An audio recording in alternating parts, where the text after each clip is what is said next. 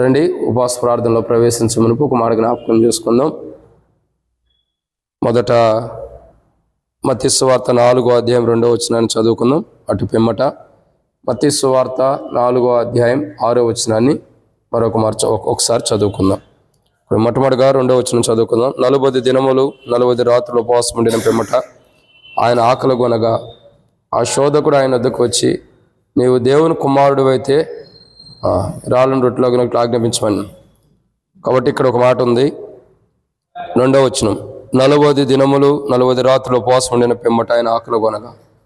అక్కడ యేసుక్రీస్తు ప్రభువారు ఉపవాసం ఉండే అనుభవాన్ని మనం చూస్తున్నాం. ఆయన ఉపవాసం ఉండగా 40 దినములు ఉపవాసం ఉండే అనుభవం. 40 దినముల గురించి 40 కోణాల్లో మనం ధ్యానిస్తూ వస్తున్నాం. యేసుక్రీస్తు ప్రభువారి యొక్క మొదటి ఉపవాస ప్రార్థనలో 40 కోణాల కొరకైనటువంటి, అంటే 40 యొక్క విధానాల కొరకు, 40 అనుభవాల కొరకు, 40 పరిస్థితుల కొరకు ఉపవాస ప్రార్థన మనం మొదటి నుండి అనుకుంటూ వస్తున్నాం. అంటే యేసుప్రభువారు చేశారు, ఆయన చేసిన వాటిలో 40 మాటలు మనం తీసుకుంటున్నాం. సో దాంట్లో ఈరోజు ఎన్నో మాట? ఈరోజు ఎన్నో వారం? 11వ వారం. గత వారం ఎంత? 10. కానీ ఈరోజు 11వ వారం. మొదటి ఉపవాస ప్రార్థనలో ఈరోజు 11వ కోణాన్ని చూస్తున్నాం. 11 అంటే ఇంకా దరిదాపు చాలా ఉంటాయి. 40 కాబట్టి 11 అయిపోతే ఇంక 29 దాకా ఉంటాయి. కాబట్టి ఇక్కడ మనం చూస్తున్నటువంటి ఒక మాట, యేసు ప్రభువారి యొక్క జీవితంలో ఆయన ఉపవాస ప్రార్థన చేయటం ద్వారా, ఆయన ఉపవాస ప్రార్థన ఎందుకు చేస్తూ వచ్చాడు అని అంటే ఇక్కడ కొన్ని విషయాలు ఉన్నాయి. ఎందుకు? 6వ వచనం, నీవు దేవుని కుమారుడు అయితే. గత వారం దేవుని యొక్క కుమారుని గురించి మనం ధ్యానిస్తూ వచ్చాం. గత వారం దేవుని యొక్క కుమారుడు గురించి మనం ధ్యానిస్తూ వచ్చాం. కాబట్టి ఈ వారం అంటే దేవుని కుమారుడు ఆయన, ఆ దేవుని కుమారుడుగా ఉండటానికి ఆయన ఉపవాస ప్రార్థన చేశాడని చెప్పి గత వారం మనం ధ్యానించుకుంటూ వచ్చాం. ఈ వారం చూసినట్టయితే ఒక మాట ఉంది. ఏమని రాబడుతూ వచ్చిందంటే, నీవు దేవుని కుమారుడు అయితే క్రిందకి దూకమంటున్నాడు. ఏమంటున్నాడు? నీవు దేవుని కుమారుడు అయితే కిందకి దూకమంటున్నాడు. అంటే యేసుక్రీస్తు ప్రభువారి యొక్క మొదటి ఉపవాస ప్రార్థనలో 11వ కోణం దేనికంటే, సాతానుడు వచ్చి యేసు ప్రభుని అంటున్నాడు, నువ్వు కిందకు దూకు దేవుని కుమారుడు అయితే. అంటే కింద పడిపోవటానికి, క్రిందకు దూకమని చెబుతున్నాడు. కానీ ఇక్కడ మనం ఒక విషయాన్ని గమనించాల్సింది ఏంటంటే, యేసు ప్రభువారు చేసిన ఉపవాస ప్రార్థన దేని కొరకంటే 11వ కోణాన్ని చూస్తున్నాము. క్రింద పడిన వారిని లేవనెత్తడానికి ఆయన ఉపవాస ప్రార్థన చేశాడు. కానీ సాతానుడు ఏమంటాడు? నువ్వు కిందకు దూకు అని సాతానుడు అంటున్నాడు. కానీ దేవుని యొక్క వాక్యం చూడగా, దేవుని యొక్క లేఖన భాగాలు చూడగా మనం జాగ్రత్తగా గమనించినట్లయితే, క్రింద పడినటువంటి వారిని ఏం చేస్తున్నాడు యేసు ప్రభువారు? పైకి లేవనెత్తుతున్నాడు. ఆయన పడిన వారిని లేవనెత్తేవాడు ఉన్నాడు. అందుకే పాట కూడా పాడుకుంటూ వచ్చాం, పడిన వారికి ఆశ్రయమ, విడవబడిన వారికి అని కోణంలో మనం పాట పాడుకుంటూ వచ్చాం. ఎందుకంటే ఆయన పడిపోయిన వారిని లేవనెత్తేవాడు. ఆయన కింద పడిపోవటానికి రాలేదు. ఆయన క్రిందకు పడిపోకుండా, సాతానుడు ఏమంటాడు? కింద దూకమంటున్నాడు. అయితే యేసు ప్రభువారి యొక్క ఉపవాస ప్రార్థనలో ఆయన కిందకు దూకటము అన్నది ప్రాముఖ్యత. యేసు ప్రభువారు కిందకు దూకటం ఏముంది? ఏమన్నాడు? కింద దూకితే దూతలకు ఆజ్ఞాపిస్తాడు నీ తండ్రి, నేను గురించి ఆజ్ఞాపిస్తాడు, వాళ్ళు నీకు రాతి తగలకుండా నేను కాపాడుతాడు అంటాడు. సో ఇక్కడ మనం జాగ్రత్తగా గమనించాల్సిన కోణం ఏంటంటే, క్రిందకి దూకమని సాతానుడు అంటున్నాడు. అంటే కిందకు పడిపోమని సాతానుడు మాట్లాడుతున్నాడు. కానీ యేసు ప్రభువారి యొక్క మొదటి ఉపవాస ప్రార్థనలో 11వ రోజు అంటే 11వ కోణాన్ని మనం చూస్తున్నట్టయితే, ఆయన కిందకు పడిపోమని సాతానుడు అడుగుతున్నాడు. కానీ క్రింద పడిపోయిన వారిని ఆయన లేవనెత్తున్నాడు. ఆయన కిందకు దూకడానికి కాదు, కానీ క్రిందకు పడిన వారిని లేవనెత్తడం కోసం ఉపవాస ప్రార్థన చేశాడు ఆయన. అర్థమవుతుందండి? ఆయన క్రింద పడడానికి కాదు, ఆయన క్రింద పడడానికి కాదు, కానీ కింద పడిన వారిని లేవనెత్తడం కొరకు ఉపవాస ప్రార్థన చేశారు. సో మనం దేవుని యొక్క వాక్యం చూసినట్లయితే, ఎవరు క్రింద పడిన అనుభవంలో ఉండారు అంటే, ఒక 5 అంతల అనుభవం కలిగిన వారిని మనం చూడొచ్చు. వారిని మనం చూడక మునుపు ప్రభు నడిపింపు కొరకు చిన్న ప్రార్థన. మమ్మల్ని మిక్కిలిగా ఎక్కువగా ప్రేమించిన ప్రియ పరలోకపు తండ్రి, పరిశుద్ధుడు అయిన దేవా, ప్రేమ కలిగి పరలోకమందు నివసిస్తున్న మీ ప్రేమ అంతటిని బట్టి, ఆ గొప్పతనాన్ని బట్టి, ఆ ప్రేమను బట్టి, ప్రేమ కలిగిన దేవుడిగా నీవు నివసిస్తున్నావన్న గొప్ప ప్రేమను బట్టి మీకు వందనాలు. మీరు పంచిన గొప్ప ప్రేమను బట్టి మీకు స్తోత్రాలు తండ్రి. ఈ సమయంలో తండ్రి మరి ఉపవాస ప్రార్థనలో ప్రవేశిస్తుండగా వాక్యమును ధ్యానించుకుని ప్రార్థనలో ప్రవేశించుకు మునుపు దేవా మరి దేవాజ్ఞను క్షమించండి ప్రభా. ప్రార్థన ప్రవేశించమునుపు కొన్ని మాటలు వాక్యం ధ్యానించుకోబోతున్న సాయం చేయండి. ఈ వాక్యం ధ్యానించడం కొరకే నిలబడేవాడిని నేనైనా నిలబెట్టేది మీరు, మాట్లాడేవాడిని నేనైనా మాట్లాడించేది మీరు, నాలో ఆత్మ ఉన్నప్పటికీ ఆత్మని అభిషేకించేది మీరు. ప్రజలు మీ వారు, వాక్యం మీది. నేనైతే నిష్ప్రయోజకపోయిన వాడిని. దాసుడు యజమానుడి వైపు చూసినట్లు, దాసుడు యజమానుడి వైపు చూసినట్లు మా కళ్ళు మీ వైపు వీక్షిస్తుండగా మీరే సహాయం అనుగ్రహించి మహిమ పొందండి. నీ ప్రజల పక్షాన నీకున్న దయ చొప్పున దయతో నన్ను జ్ఞాపకం చేసుకుని మాతో మీరు మాట్లాడమని, మీ దయగల హస్తములకు అప్పజెబుతూ ముందున్న సమయంతో దీవించి మాతో మాట్లాడి మా అక్కడ తీర్చమని వచ్చి నీ ప్రజలందరూ బట్టి స్తోత్రాలు. రావాల్సిన త్వరపెట్టి తీసుకురండి. నిన్నటి దినమంతా ప్రభా మరి ఉదయకాలం హౌస్ డెడికేషన్ లక్ష్మక్క సత్యగౌడని ఇంట్లో ఇల్లు ఓపెనింగ్కి మీరు తోడుగుండారు. సాయంకాలం రాములమక్క గృహంలో ప్రభా సువార్తకు క్రిస్మస్ కూడిక మరి తోడుగుండారు. మీకు వందనాలు. ఈ యొక్క పరిచర్యలో అలసిపోయినటువంటి బిడ్డలను అలసిన దేహాలను తాకండి. మళ్ళా ప్రభా ఈ ఉపవాస ప్రార్థన కూడా తోడుకుని త్వరపడి రావడానికి సహాయం చేయండి. ఎవరు ప్రభా మరి అలసిపోయి ప్రభా ఈ ఉపవాస ప్రార్థన పోగొట్టుకోవడం కాపాడండి. ప్రతి కూడిక మాకు అవసరమైనదే కాబట్టి ప్రభా ప్రతి దానికి ఎట్లుండా అటెండ్ అవ్వడానికి సహాయం చేయండి. ముందున్న సమయంతో దీవించమని, వచ్చిన వారందరూ మట్టి స్తోత్రాలు, అవసరం త్వరపడి తీసుకురామని, మధ్య మార్గంలో సకాలం నడిపించమని, ఈ వాక్యం ధ్యానించడం నేను కూడా బలహీనుడినే. తెరవబడిన ఆకాశం మాకు అనుగ్రహించి ఆకాశం ఎప్పిపడదానంత విస్తారమని పరిశుద్ధాత్మ అభిషేకించండి. నాతో మీరు మాట్లాడండి. కూడికైన తర్వాత ప్రభా మరి మీ చిత్తమైతే సాయంకాలం అట్లా తండ్రి మరి శ్రీనన్న శోభాకు గృహంలో జరగబోతున్న కూడికను కూడా దీవించండి. కాబట్టి ఇప్పుడు ఈ వాక్యం ధ్యానించబోతుండగా శత్రు సిగ్గు మీకు మహిమ తెచ్చుకుని మాతో మాట్లాడి, దేవా మీరు క్రింద పడిపోవటానికి మీరు రాలేదు, కానీ క్రింద పడిన వారిని లేవనెత్తడానికి వచ్చారు.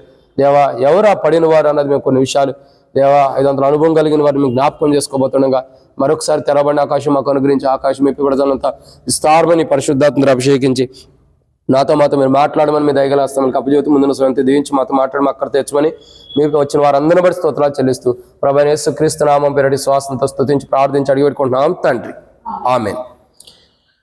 కాబట్టి ఇక్కడ ఒక మాట రాయబడుతూ వచ్చింది.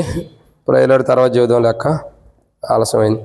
కాబట్టి దేవుని యొక్క వాక్యాన్ని చూసినట్టయితే ఒక మాట చాలా త్వరగా ముగించాలనుకున్నాం.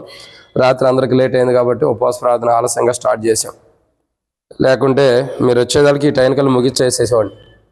సరే, దేవుని యొక్క వాక్యాన్ని చూసినట్టయితే ఒక మాట రండి. మత్తయి సువార్త 4:6 నీవు దేవుని కుమారుడు అయితే క్రిందకు దూకుము.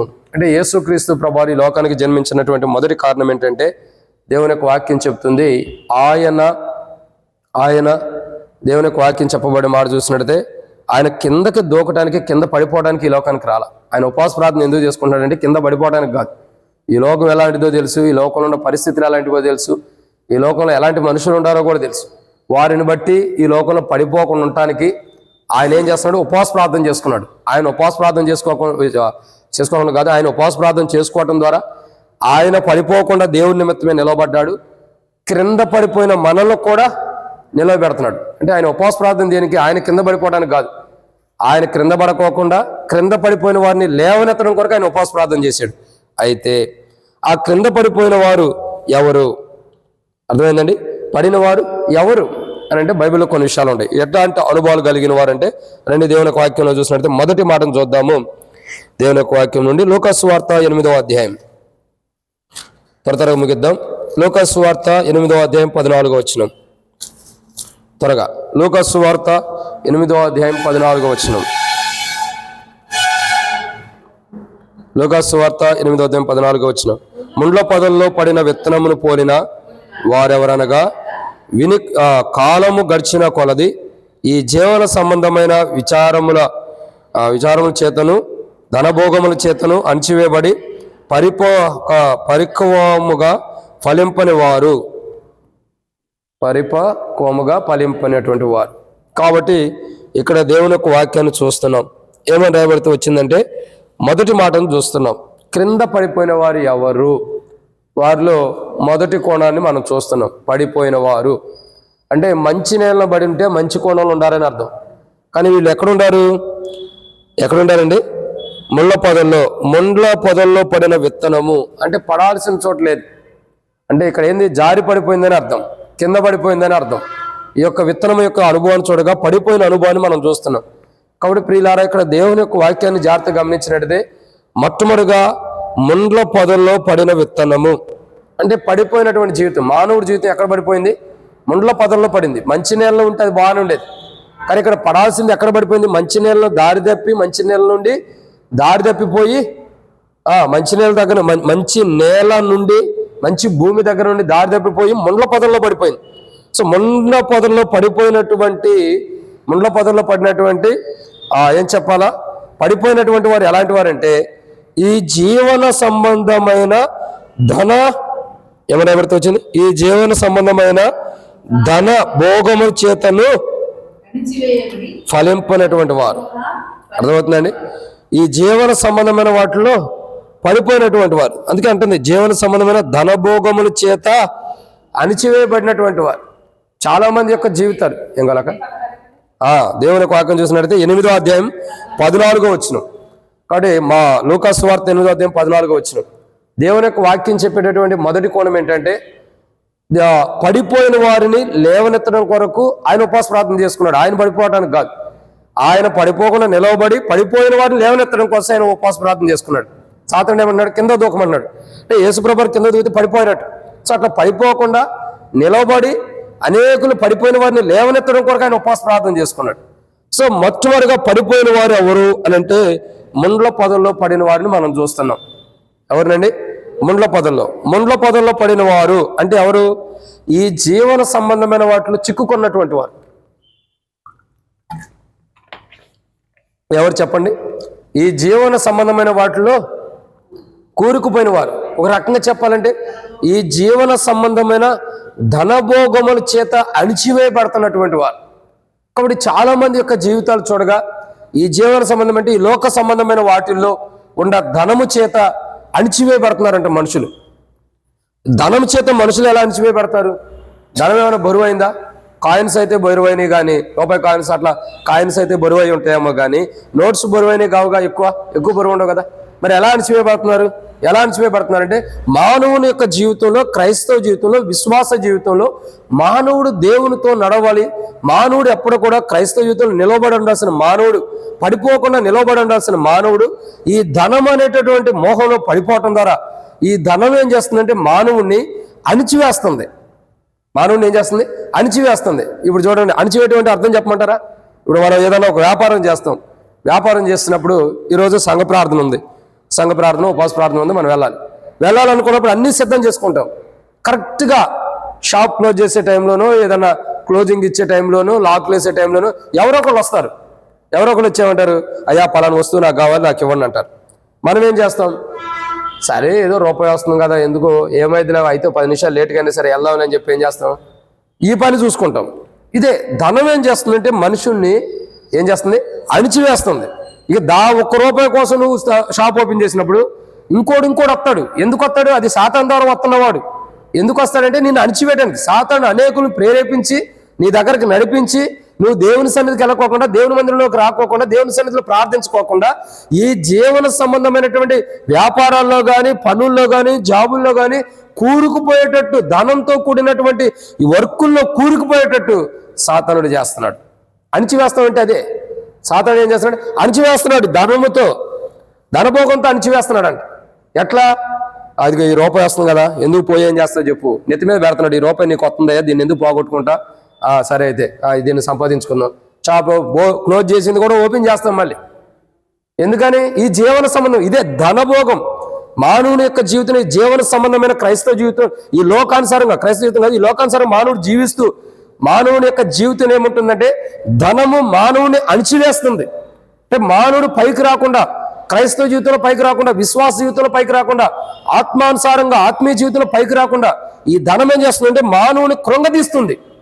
కాబట్టి ఈ జీవన సంబంధమైన విధానములో ధనము చేత అణిచివేయబడుతున్న వారు ఉండారు. ధనభోగముల చేత అణిచివేయబడుతున్న వారు ఉండారు. వాళ్ళే ముండ్ల పొదల్లో పడిపోయినటువంటి వారు. ఎవరు? ముండ్ల పొదల్లో పడిపోయిన వారు. మరి ఇలాంటి వారిని కూడా లేపడానికి యేసుప్రభువు వారు వచ్చాడు. యేసుప్రభువు వారు ఉపవాస ప్రార్థన ఎందుకు చేస్తున్నాడంటే ముండ్ల పొదల్లో లాంటి సిచ్యువేషన్ ముండ పొదల లాంటి వాటిలో పడిపోయిన వారిని కూడా తిరిగి లేపడానికి ఆయన ఉపవాస ప్రార్థన చేస్తున్నాడు. ఎవరైతే ముండ్ల పొదల లాంటి పరిస్థితుల్లో ఉన్నారో, అంటే ఈ లోక ధనభోగంతో కానీ, ఈ లోకంతో కూడినటువంటి ఆచారాలతో కానీ, ఈ లోక జీవన శైలిలో ధనము చేత అణిచివేయబడుతున్న వారిని, అంటే ధనము చేత ఎవరైతే అణిచివేయబడుతున్నారో వాళ్ళు పడిపోయిన స్థితిలో ఉన్నారు. వారు రక్షించబడి ఉండి, వారు మారుమోసు పొంది ఉండి, వారు బాప్తిసం తీసుకునండి, వారు దేవునితో సావాసం ఉండని, వారు దేవుని బలలో పాల్గొంటున్న వారు, ప్రభు బలలో పాల్గొంటున్న వారు అయ్యండి, వారు దేవుని బిడ్డలతో సావాసం కలిగిన వారు అయి ఉన్నప్పటికీ, వారు దేవుని మందిరం క్రమంగా వస్తున్న వారు అయినప్పటికీ, వారి జీవితంలో ఈ జీవన శైలంలో, ఈ జీవన యొక్క విధానంలో, లోకానుసారమైన జీవన యొక్క విధానంలో వారి జీవితం చూడక ధనము చేత అణిచివేయబడుతున్నారు. కాబట్టి అంటే ధనము చేత అణిచివేయబడిన వారు ముళ్ళ పొదల్లో పడిపోయిన అనుభవంలో ఉంటారు. కాబట్టి వారిని లేపటానికి ముండ్ల పొదలన్నీ తీసివేసి ఆ ముండ్లన్నిటిని కూడా పక్కకు తొలగించేసి, ఆ ముండ్లన్నిటిని పక్క తొలగించుకోవడానికి ఆయన తలకు ముళ్ళ కిరీటం పెట్టబడింది. అర్థమవుతుందండి? ఏ ముండ్ల పొదల్లో అయితే మానవుడు పడిపోయి ఉన్నాడు, ఆ ముండ్ల పొదల్లో పడిపోయిన మానవుడిని, ఆ ముళ్ళు మానవుడు గుచ్చుకోకుండా ఆ మానవుని బయటికి తీయటానికి ఆ ముండ్లుని ఆయనకు తలకు కిరీటంగా ధరింపజేయబడుతూ వచ్చింది. ఆ ముళ్ళు ఆయన తలకి ముళ్ళ కిరీటం ధరింపజేయటం ద్వారా ఇప్పుడు ఈ ముళ్ళు ఎక్కడికి వెళ్ళి ఈ ముళ్ళ పొదల్లో పడిపోయి ఉన్నాడు. విత్తనం మానవుడు పడిపోయి ఉన్నాడు. పడిపోయి ఉన్నవాడు ముళ్ళ పొదల్లో ఉన్నాడు. లెగుస్తుంటే ముళ్ళు గుచ్చుకుంటున్నాయి. ఇప్పుడు ఈ ముళ్ళు గుచ్చుకుంటున్న వాడికి దగ్గర ఉన్న ముళ్ళన్నిటిని కూడా తీసివేయబడి ఇవి ఎక్కడికి వచ్చినాయి? ఈ ముళ్ళు అలా చెబుతున్నాను, ఈ ముళ్ళు మానవుడికి గుచ్చుకుంటున్నాయి. ముళ్ళలో పడిపోయిన మానవుడికి గుచ్చుకుంటున్నాయి. గుచ్చుకోకుండా మానవుడిని తీయాలి. అయితే తీస్తానికి మానవుడు వస్తున్నాడు. మానవుడు బాగా సురక్షితంగా బయటకు వస్తున్నాడు. బయటకు రావాలంటే ఈ ముళ్ళు తీసివేయబడాలి. ఈ ముళ్ళు ఎక్కడికి వెళ్ళి మరి? ఈ ముళ్ళు ఎక్కడికి వెళ్ళి? యేసుక్రీస్తు ప్రభువారు సిలువలో ఉన్నప్పుడు ఆయన సిలువ తల మీదకి ఇక్కడున్న ముళ్ళు అక్కడికి వెళ్ళిన అనుభవం ఉంది. అర్థమవుతుందండి? ఎక్కడున్న ముళ్ళు? ముళ్ళ కంచెల్లో ఏ మానవుడు ఉన్నాడు? ముళ్ళ కంచెల్లో పడిపోయిన మానవుణ్ణి తిరిగి లేపటం కొరకు ఈ ముళ్ళు మానవుని గుచ్చుతాయి. కాబట్టి ఆ గుచ్చబడుతున్న ముళ్ళు ఇక్కడ మానవుని గుచ్చే ముళ్ళు అక్కడ దేవుని గుచ్చుతూ వచ్చినాయి. తద్వారా మానవుడు ఏం చేయబడుతున్నాడు? చక్కగా లేపబడుతున్నాడు. ఇప్పుడు మానవుడికి ముళ్ళు గుచ్చుకుంటున్నాయా? లేవు. ఈ ముళ్ళు ఎక్కడికి వెళ్ళి ప్రభువారి తల మీదకి వెళ్ళిపోయినాయి. కాబట్టి ఈ జీవన శైలిలో, ఈ జీవన సంబంధమైనటువంటి విధానంలో ధనముతో మానవుడు అణిచివేయబడుతున్నాడు. ఇప్పుడు ఈ ధనానికి సంబంధించిన నష్టము, ముళ్ళంటే ధనం, ఈ ధనానికి సంబంధించినటువంటి నష్టం, ఈ జీవన శైలిలో మనం సంపాదించుకున్న ధనం కోసం ప్రయాసపడి ధనం మనల్ని అణిచివేస్తుంది కదా, మనల్ని అణిచివేసే ధనము ముళ్ళు. ఈ ముళ్ళుతో కూడిన ధనాన్ని ఏం చేశాడు? యేసుప్రభువు తన సిలువ మీదకి పెట్టబడిన తర్వాత ఆ బాధను భరిస్తూ వచ్చాడు. ధనముతో వచ్చే కీడు చూడండి, ఇలా ధనము సమస్త మూలానికి, అదేనా కరెక్టేనా? ఈ లోక ధనము కానీ ఏదైనా సమస్తమును అది మంచిది కాదు, కీడునకే కారణం కానీ మంచిది కాదు. కాబట్టి ఈ లోకంలో ఉన్న ధనంతో కూడినటువంటి బాధ, భారము, ఆ కష్టాన్ని అంతటిని కూడా ఆయన సిలువలో మనల్ని గుచ్చుతున్న ముళ్ళు ఆయన్ని గుచ్చినాయి. కాబట్టి మనం పైకి లేపబడుతూ వస్తున్నాం. ఇక్కడ గుచ్చే ముళ్ళు అక్కడ సిలువ మీద ఆయన గుచ్చినాయి కాబట్టి మనం లేపబడ్డాం. అర్థమైందండి? అలా ఆయన మనల్ని లేపటానికి ముళ్ళ పొదల్లో పడిపోయి, అంటే ఈ లోక జీవన శైలంలో పడిపోయి ధనాపేక్ష చేత, ధనము చేత అణిచివేయబడుతున్న మనం, అంటే డబ్బు మనల్ని అణిచివేస్తుంది. ఇది ఈ రూపాయి వస్తుంది, ఈ రూపాయి వస్తుంది, ఈ రూపాయి వస్తుంది, దేవుని మందిరానికి ఎందుకు వెళ్తాం, వెళ్దులే అని కాలాన్ని చివరి ప్రార్థన చేసేంత వరకు కూడా అది మన మీద మనల్ని అణిచివేస్తుంది. ఎంతమంది ఈ లోకంలో ధనాపేక్ష కలిగి క్రైస్తవులు, రక్షించబడిన వారు, మారుమనసు బాప్తిసం పొందిన వారు డబ్బు సంపాదనలో పడిపోయి ముళ్ళ పొదల్లో చిక్కుకొని దేవుని సన్నిధికి రాలేక ఎంతమంది తమ జీవితాలు ముళ్ళ చేత, ధనం అనే ముళ్ళు చేత గుచ్చబడుతూ వస్తున్నారు. చూడండి ఎంతమంది గుచ్చబడుతున్నారు. వాళ్ళందరిని కూడా ధనం అనే ముళ్ళ చేత గుచ్చబడుతున్న వారిని లేపటానికి, వారికి ఒక్క ముళ్ళు కూడా గుచ్చుకోకుండా లేపటానికి ఆయన ఉపవాస ప్రార్థన చేసుకుంటూ, ఆయన నిలవబడి పడిపోయిన వారిని ఆయన నిలవబెట్టడం కొరకు, పడిపోయిన వారిని లేవనెత్తడం కొరకు ఆయన ఉపవాస ప్రార్థన చేశాడు. ఇదన్నమాట మొదటి మాట. ఎవరిని? ఆయన పడిపోయిన వారిని లేవనెత్తడం కొరకు ఆయన ఉపవాస ప్రార్థన చేశాడు. ఆయన కింద పడిపోవడం కాదు, కానీ క్రింద పడిపోయిన వారిని లేవనెత్తడం కొరకు ఉపవాస ప్రార్థన చేశారు. ఎవరు క్రింద పడ్డారు అంటే ఎవరు? ఈ లోక ధనము చేత అణిచివేయబడిన వారు ముళ్ళ పొదల్లో పడ్డారు. వాళ్ళని ముళ్ళు గుచ్చుకోకుండా చక్కగా లేపి బయటికి తీసుకొస్తున్నాడు. అలా తీసుకురావటం కొరకు ఏం చేయాలా? ఉపవాస ప్రార్థన. దానికి తెలుగు భాషలో చెప్పమంటారా? అంటే మన భాషలో అర్థమయ్యేది. తెలుగు భాష అంటే మన తెలంగాణ వేరే, ఆంధ్ర వేరే అని కాదండి. మనకు అర్థమయ్యే రీతిలో చెప్పమంటారా? ఒక చీర కానీ, ఒక స్కర్చీప్ కానీ, ఒక డ్రెస్సులు కానీ, షర్ట్లు కానీ ముళ్ళ మీద వేస్తే, ముళ్ళ కంచె మీద వేస్తే పడిపోతే దాన్ని ఏం చేయాలా? ఒక్కసారిగా లాగేయటమే, అంతే కదా? ఒక్కసారిగా లాగేయటమే. లాగేస్తే ఏమైంది మరి? లాగేయటం అనగా ఎట్ట అంటున్నారక్క. ఒక్కసారిగా లాగకూడదు, మెల్లగా చిరక్కోకుండా బయటికి తీయాలి. ఎంత తీసినా గుచ్చుకున్న ముళ్ళు రంధ్రము ఆ యొక్క వస్త్రానికి ఉండిద్ది. అని యేసుప్రభు వారు ఆ ముళ్ళల్లో నుంచి బయటికి లేపినప్పుడు గుచ్చుకోవటానికి ఒక్క ముళ్ళు కూడా గుచ్చుకున్నట్టు కూడా కనబడదు మనకి. ఒక్క ముళ్ళు కూడా అసలు మనకు గుచ్చుకున్నదే అన్నది కూడా మనకు కనబడదు. ఎందుకంటే ఆ ముళ్ళన్నీ కూడా ఆయనకు గుచ్చబడి, ఇప్పుడు మన దేహం ఏమైంది? అసలు మన దేహంలో ఒక్క ముళ్ళు కూడా గుచ్చుకున్న అనుభవం లేదు ఇప్పుడు. ఎందుకంటే గుచ్చబడిన వారి దేహంలో చక్కగా సదునుగా చేసి, మంచి బాగు చేసి వారిని ఏం చేశాడు? లేవనెత్తాడు. కాబట్టి మొట్టమొదటి మాట, పడిపోయిన వారిని లేవనెత్తడానికి, ఆయన క్రిందకు దూకటానికి కాదు, కిందకి పడిపోవడానికి కాదు, కానీ క్రింద పడిన వారిని లేవనెత్తడానికి ఆయన ఉపవాస ప్రార్థన చేశారు. కింద పడిన వారు ఎవరు? మొట్టమొదటిగా ఈ లోక ధనాపేక్ష చేత అణిచివేయబడిన వారు, కింద పడిపోయిన వారు. వారిని లేవనెత్తున్నారు వాళ్ళు. ఎందుకంటే ముళ్ళ కంచెలు ఉన్నారు కాబట్టి వారిని లేవనెత్తడం కొరకు ఆయన ఉపవాస ప్రార్థన.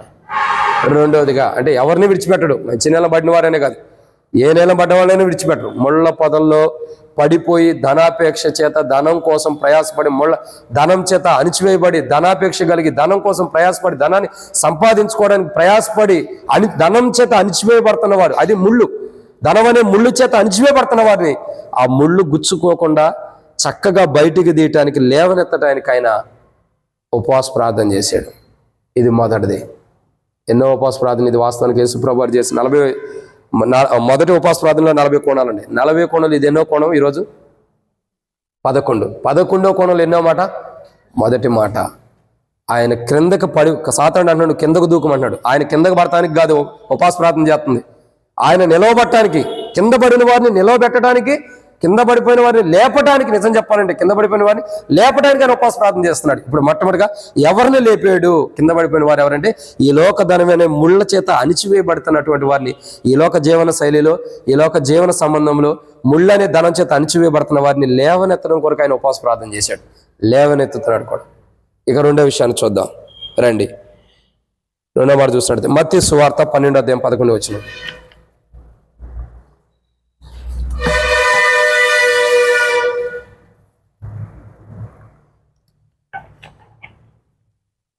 మీరక్క కొన్ని వాటర్ బెడ్. మత్తయి సువార్త 12:11 రెండవ కోణాన్ని చూస్తున్నాం. మత్తయి సువార్త 12:11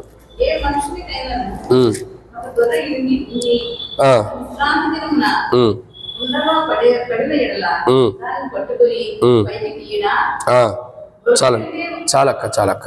కాబట్టి ఇక్కడ మనం చూస్తున్న రెండవ కోణం ఎవరు? గుంటలో పడిన వారిని.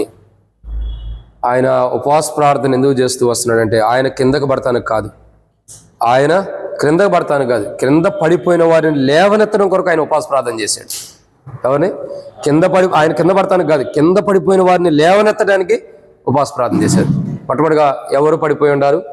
ఈ లోక ధనం అనే ముళ్ళ చేత అణిచివేయబడుతున్న వారిని, ముళ్ళ కంచెలో ధనం అనే ముళ్ళలో పడిపోయారు కాబట్టి వారిని లేవనెత్తడం కొరకు, వాళ్ళని లేవనెత్తడం అంటే పైకి లేపడం కొరకు ఆయన ఉపవాస ప్రార్థన చేశాడు. రెండవదిగా ఎవరి కొరకు? గుంటలో పడిపోయిన వారు. గుంటలో పడిపోయిన వారంటే అర్థం ఏంటి? తప్పు మార్గంలో వెళ్ళిన వారు అని అర్థం. మనం ఒక మాట చెప్పమంటారా? ఇప్పుడు ఒక ప్రాంతంలో గుంట ఉంది, మనమందరం మార్గంలో గుండా వెళ్ళాలి. మార్గంలో గుండా వెళ్ళినప్పుడు గుంట మధ్యలో ఉంది, దాని పక్క గుండా ఇంకొక మార్గం ఉంది. ఇటు వెళ్ళొచ్చు, లెఫ్ట్ సైడ్కి రైట్ సైడ్కి వెళ్ళొచ్చు, మధ్యలో గుంట ఉంది. మనం ఏం చేస్తాం? నా ముక్కు స్ట్రైట్గా ఉందన్నట్టు నేను కూడా స్ట్రైట్గా పోతానంటే ఎడబోతా? గుంట్లో పడతాం. గుంట్లో పడిన తర్వాత ఏమైంది? ఇంకేం లేదే కాడ. ఎవడుంటాడు గుంట్లో పడిన తర్వాత? తప్పు మార్గం అది. సో దాన్ని ఏమంటామంటే గుంటలో పడిన అనుభవం అంటే తప్పు మార్గంలో వెళ్తున్నారు. గుంట ఉందో లేదో చూచుకుని ఆలోచనకి వెళ్ళాలి, అనాలోచనకి వెళ్ళకూడదు కదా. ఆలోచనకి వెళ్ళాలా, అనాలోచనకి వెళ్ళాలా? ఆలోచన కలిగే వెళ్ళాలి. అంటే అనాలోచనతో గుంట్లో పడిపోయినటువంటి వారిని లేవనెత్తడానికి వచ్చాడు. లేవనెత్తడానికి వచ్చాడు కదా, ఉపవాస ప్రార్థన చేస్తున్నాడు. వచ్చాడంటే మనం క్రిస్మస్ మీటింగ్ చెప్పి అలవాటైనట్టు. కాబట్టి ఏది అనాలోచనతో, అంటే ఆలోచనే లేదంట మనుషుడికి. ఈ మార్గం ఎలాంటిది, ఈ మార్గంలోకి వెళ్తే నాకు గుంట ఉందేమో, ఈ మార్గంలోకి వెళ్తే గుంట ఉంది కదా, దీంట్లో నేను పడిపోతే నష్టపోతాను కదా అన్న ఆలోచన లేదంట మానవుడికి. మరేముంది, అనాలోచన ఉందంట. అంటే ఆలోచనే లేదు. ఉండాది దరిద్రమైన ఆలోచన, మంచి ఆలోచన కాదు. కాబట్టి మన ఎదుటుండటువంటి మార్గములో ముంగటికి వెళ్తే మనకు గుంటుందా, గుంటలో మనం పడిపోతామన్న ఆలోచన లేని, అనాలోచన కలిగిన వారు, అజ్ఞానులైన వారిని, పడిపోయిన వారిని లేవనెత్తడానికి ఆయన ఉపవాస ప్రార్థన చేస్తున్నాడు. ఎవరిని లేవనెత్తడానికి అండి? అజ్ఞానంతో, అనాలోచనతో, అంటే చెప్పినా వినుకోకుండా వెళ్ళిపోయి, చూసినా కానీ అజ్ఞానంతో, అవివేకంతో వెళ్ళిపోయి గుంటలో పడిపోయిన వారిని లేవనెత్తడం కొరకు ఆయన ఉపవాస ప్రార్థన చేస్తున్నాడు. చూడండి ఆయన ఉపవాస ప్రార్థన ఎంత గొప్పదో. ఆయనకి సాతానుడు అంటున్నాడు, నువ్వు కిందకు దూకు అంటున్నాడు. ఆయన కిందకు దూతానికి కాదు, కిందకు పడిపోయిన వారిని లేవనెత్తడానికి వచ్చాడు. ఆయన ఉపవాస ప్రార్థన చేస్తున్నాడు. ఆయన ఉపవాస ప్రార్థన ఎందుకు చేస్తున్నాడు? కిందకు పడిపోయిన వారిని లేవనెత్తడం కొరకు. క్రింద పడిపోయిన వాళ్ళు మొట్టమొదటిగా ఈ లోక ధనం అనేటువంటి జీవన శైలంలో ఈ లోక ధనం అనేటువంటి ముళ్ళ చేత అణిచివేయబడ్డారు. ధనంలో పడిపోయిన వారిని, ధనం అనే ముళ్ళలో పడిపోయిన వారిని లేవనెత్తుతున్నాడు, ఒక్క ముళ్ళు కూడా గుచ్చుకోకుండా. రెండోదిగా ఎవరిని పడిపోయిన వారిని లేపుతున్నాడు? మొట్టమొదటిగా ధనం అనే ముళ్ళలో పడిపోయిన వారిని లేపుతున్నాడు. రెండోదిగా చూస్తున్నట్లయితే గుంటలో పడిన వారిని, అంటే తప్పు మార్గంలో, అజ్ఞానంలో ఉండవారిని, అనాలోచనతో ఉండవారిని, అవివేకంతో ఉండవారిని, ఇంకా చెప్పాలంటే చాలా విషయాలు ఉన్నాయి.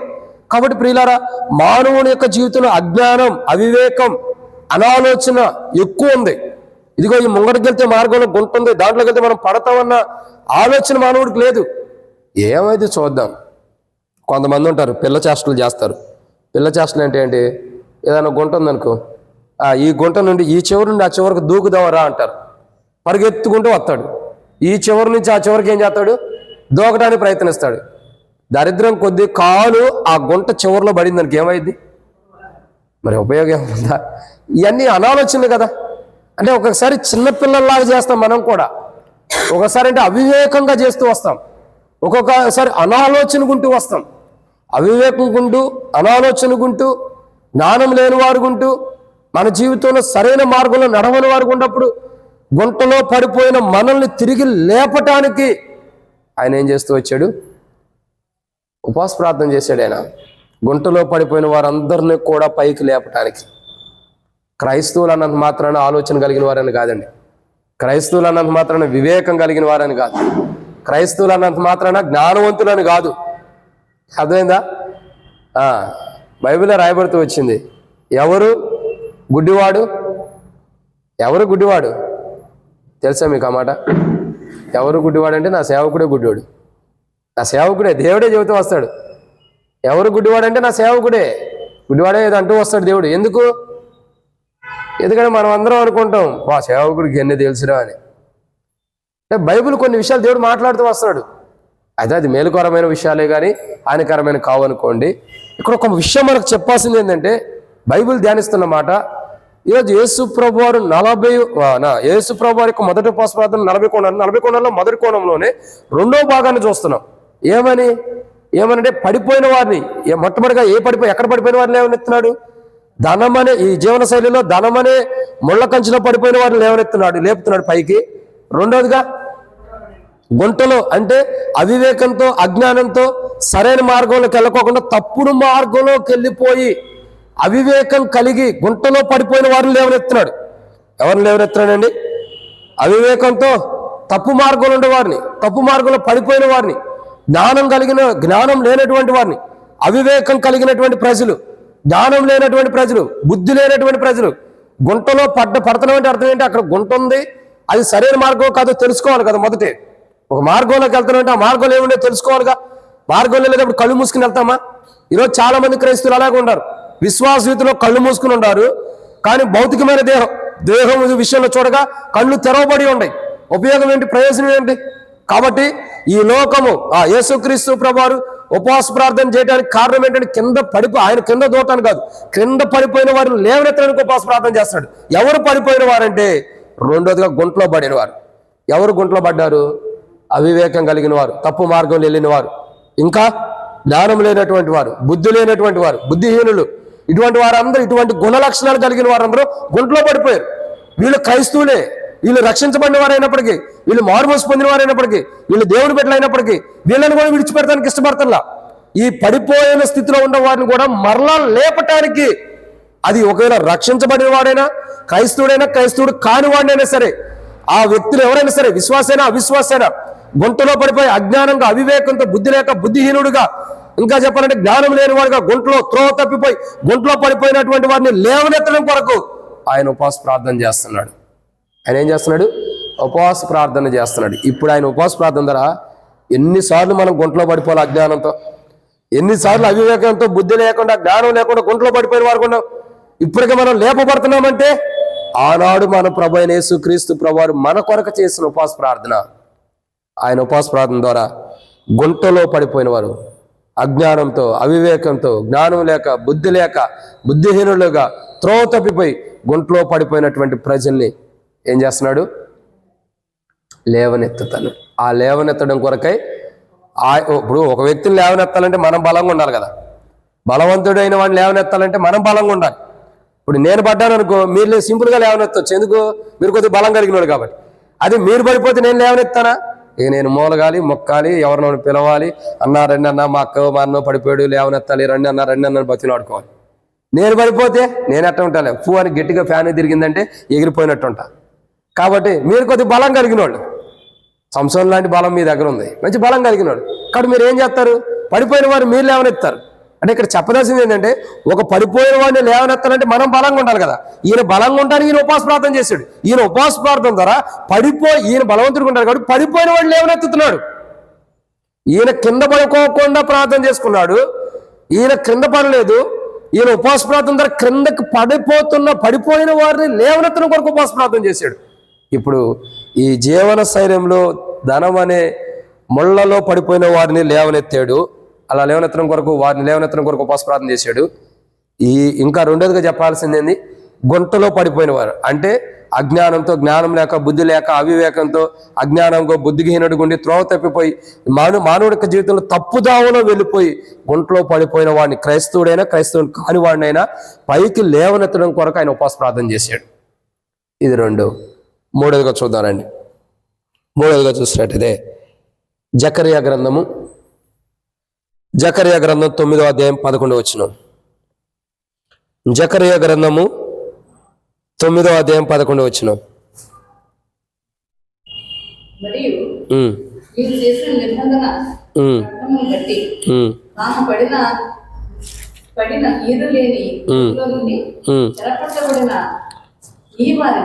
ఎక్కడో తెలిసిందక్క? Page number 781. మీరు చదివేది కదా లెక్క, మిగతా వాళ్ళు చెబుతున్నారు. 781 పేజీ నెంబర్, పాత నిబంధన. చదవండి అక్క. జకర్యా గ్రంథం 9వ అధ్యాయం 11వ వచనం. మరియు నీవు చేసిన నిబంధన రక్తమును బట్టి తాము పడిన నీరు లేని గోతులో నుండి చెరపట్టబడిన నీ వారిని నేను విడిపించేదను. కాబట్టి ఇప్పుడు చెప్పండి, ఎవరు పడిపోయింది? సియోను నివాసులారా బహుగా సంతోషించడి, యెరూషలేము నివాసులారా ఉల్లాసించడి. నీ రాజు నీతిపరుడు, రక్షణ గలవాడు, దీనుడే, గాడిద పిల్ల ఎక్కి నీ వద్దకు వచ్చుచున్నాడని 9వ వచనంలో ఉంది. ఆ ప్రభువే గాడిద పిల్ల మీద ఎక్కి నీతిపరుడుగా వచ్చుచున్న ప్రభు ఎవరు? యేసు ప్రభువారే కదా. నీతిపరుడిగా వచ్చింది ఎవరు? యేసు ప్రభువారే. గొర్రెపిల్ల కాదు, గాడిద మీదకి ఎక్కి వచ్చి నడుచుకుంటూ గాడిద మీదగా ఎక్కి వచ్చింది ఎవరు? యేసు ప్రభువారే. ఆయనే. ఇదిగో ఈ మాట ఇక్కడ జకర్యా గ్రంథంలో రాయబడినటువంటి 9వ అధ్యాయం 9వ వచనం రాయబడిన మాట మత్తయి సువార్తలో, లోకా సువార్తలో ఆ ప్రాంతంలో గాడిద మీద ఎక్కిలి నడిచాడు. అంటే ఆ గాడిద మీద ఎక్కిలి వెళ్తూ వస్తున్నాడు. ఎందుకు? ఈ మాట నెరవేర్చడానికి, నీతిపరుడుగా వచ్చాడు అని నెరవేర్చడం కొరకు. అయితే ప్రియురా, ఇక్కడ ఏమని రాయబడుతూ వచ్చింది? పడిన వారిని. ఎక్కడ పడ్డారు వీళ్ళు? ఎక్కడ పడ్డారు చెప్పండి? నీరు లేని ప్రాంతంలో పడిన వారిని, నీళ్ళు లేని గోతులో పడిన వారిని లేవనెత్తడం కొరకు ఆయన ఉపవాస ప్రార్థన చేసుకున్నాడు. ఆయన చేయాల్సింది ఈ పనే కదా. 9వ అధ్యాయం 9వ వచనం అంటే యేసు ప్రభు రాకముందే కదా ఇది జకర్యా గ్రంథం. మరి ఈ పని చేయాలంటే, ఇవి చేయడానికే ఆయన వచ్చింది. ఈ పని చేయాలంటే ఆయన ఏం చేయాలి? ఉపవాస ప్రార్థన చేసుకుని బలం పొందుకోవాలి. సో ఆయన ఉపవాస ప్రార్థన ద్వారా ఆయన క్రింద పడతలేదు, క్రింద పడిపోయిన వారిని లేవనెత్తుతున్నాడు. చూడు, ఆయన వచ్చిన పని ఇదే, పడిపోయిన వారిని లేవనెత్తున్నాడు. ఎవరు పడిపోయారు? మొట్టమొదటిగా ఈ లోక ముళ్ళపొదలు అంటే ఈ లోక ధనం అనే ముళ్ళపొదల్లో పడిపోయిన వారిని, ఆ ధనము ఈ లోక జీవన శైలం అనే ముళ్ళపొదల్లో అంటే ధనంలో పడిపోయిన వారిని లేవనెత్తుతున్నాడు. ఆ ముళ్ళు గుచ్చుకోకుండా చక్కగా లేవనెత్తున్నాడు పడిపోయిన వారిని.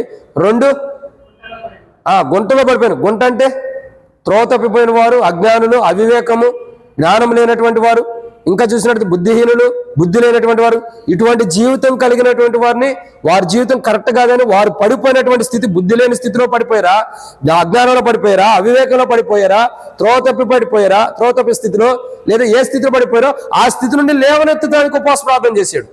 3వదిగా యేసు ప్రభు వారు ఎటువంటి స్థితిలో ఉన్నవారిని, ఎవరు పడిపోయిన వారిని లేవనెత్తడానికి ఉపవాస ప్రార్థన చేశాడంటే నీరు లేని గోతిలో పడిన వారు. అంటే నీరు లేని గోతి, ఓ మనిషి గోతిలో పడతాడు, నీరు లేదు. నీరుంటే ఏమైంది? నీరు ఎక్కువ ఉంటే, తనకు మించి నీరు ఉంటేనే చచ్చిపోతాడు. తనకు మించని నీరుంటే ఏమైంది? చూడండి, దీన్ని 2 కోణాల్లో చూస్తాం. ఒకటి, నీరు లేని గోతి. ఆ గోతి దేనికి సదృశ్యం అంటే కరువు చేత మానవుని చంపేది. ఏంటిది? కరువు చేత మానవుడు చంపబడతాడు. ఇప్పుడు గోతిలో నీళ్ళు లేవు, సనసం ఎక్కడన్నా కొద్దిగో గొప్ప ఉంటే దాన్ని దాచిపెట్టుకుని మనం తాగడానికి ఉపయోగించుకుంటాం. నీళ్లు లేవు. ఇప్పుడు మానవుడు గుంటలో పడిపోయాడు. ఏమైంది మానవుడికి? దాహం అయితే. చూసావా, ఇప్పుడే ధనలక్ష్మి అక్క తాగుతుంది. దాహం అయింది. దాహం అయిన తర్వాత ఏమైంది? దప్పికొంటాం. దప్పికొన్న తర్వాత ఏమైంది చెప్పండి? ప్రాణం పోయింది. ఇంకా అంత మించి ఏం చేయదు కదా. ఇప్పుడు అక్కడ నడిచి వచ్చేదానికి దప్పికైంది కాబట్టి వాటర్ తాగుతాం, మంచిది. అంటే మానవుడి జీవితంలో గుంటలో పడిపోతే, నీరు లేని గుంటలో పడిపోవటం ద్వారా ఒక కోణంలో చూస్తున్నాం. వాటర్ లేకపోతే మానవుడికి ఏమవుతుంది? కరువు వచ్చింది. ఆ కరువు ద్వారా మానవుడు ఏమవుతాడు? దప్పికొంటాడు. దప్పికొంటం ద్వారా మానవుడు ఏమైపోతాడు? చనిపోతాడు. సో ఇక్కడ మనం చూడాల్సిన ఎన్నో మాట ఇది.